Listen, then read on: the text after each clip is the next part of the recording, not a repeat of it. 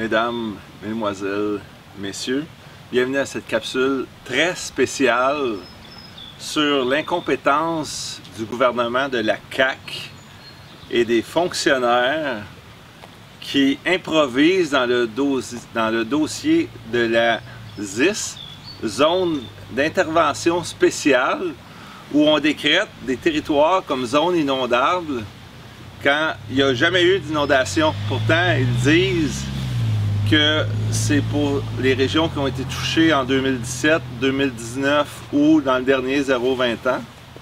Et ici même, où je fais des capsules depuis plus de 2 ans à Notre-Dame-de-l'Île-Perrot, je réside dans une nouvelle zone inondable. C'est incroyable, j'ai une voisine qui m'a appelé en catastrophe. Tout le monde panique.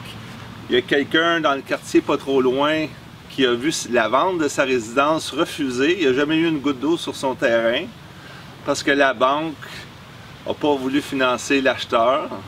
Si vous voulez bien, on va aller faire un petit tour au bord de l'eau. Vous allez constater l'usure de mon escalier et voir comment les fonctionnaires assis dans un bureau à Québec peuvent improviser, faire n'importe quoi. Et nous avons malheureusement le malheur de ne pas avoir un député de la CAQ ici dans Vaudreuil. C'est une libérale, Mme Marie-Claude Nichols, qui est très appréciée, qui représente la région. Il semblerait qu'on n'est pas dans le bon parti. On va aller voir ça à l'instant. Regardez ici, ça risque d'être bon pour les fonctionnaires assis dans leur bureau. Ici, on est à l'extrémité sud de l'île Perrot, à Notre-Dame-de-l'Île-Perrot. C'est le lac Saint-Louis qui est devant nous. En fait, c'est le fleuve Saint-Laurent. Vu que c'est large, très large, on appelle ça un lac, le lac Saint-Louis. Et puis, regardez ici même, j'ai un escalier devant chez moi. J'ai fait faire une couple d'années. Et puis, le plus haut que l'eau a monté, c'est en 2017. On voit ici la troisième, il manque une marche.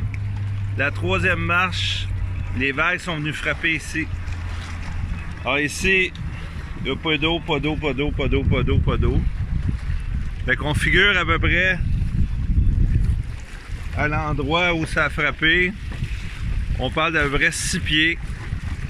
La maison est 4 pieds plus haut. C'est une zone à risque zéro, mais vraiment zéro. C'est incroyable. Vous avez vu comme moi, j'exagère, mais je pense que c'est, je suis 6 pieds plus haut que la rue. C'est que c'est déjà 12 pieds. C'est que toute la rue, plein de monde, il y a eu des municipalités d'exclus, mais ils sont dans le bon parti. Ça s'appelle de la petite politique. La municipalité de Beaconsfield, ils se sont mis ensemble, ont été représentés par un bureau d'avocats qui n'entendait pas à rire et ont réussi à être exclus de la ZIS, la zone d'intervention spéciale, comme je disais.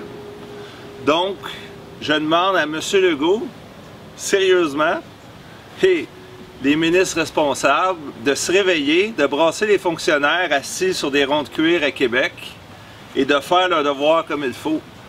Parce que je peux vous assurer qu'il y a beaucoup de gens ici dans la région qui sont en beau fusil après avoir pris connaissance du dossier. Quelle que soit votre allégeance politique, que vous ayez des connaissances, des proches, des parents qui ont été touchés par les inondations, c'est un drame incroyable pour ceux qui y ont goûté. Ici à l'île Perrot, du côté nord, ça donne directement sur la rivière Outaouais. Et du côté sud, c'est le fleuve Saint-Laurent. Donc, il n'y a aucun, mais vraiment aucun problème. Et on est décrété zone inondable. Quelle incompétence, travail d'improvisation extrême. Il faudrait qu'il y ait des gens qui prennent le dossier en main et qui définitivement rectifient le tir parce qu'il y a un délai jusqu'au 19 août pour faire en sorte que les municipalités qui ne sont pas touchées et qui veulent être exclues, ben c'est la date limite.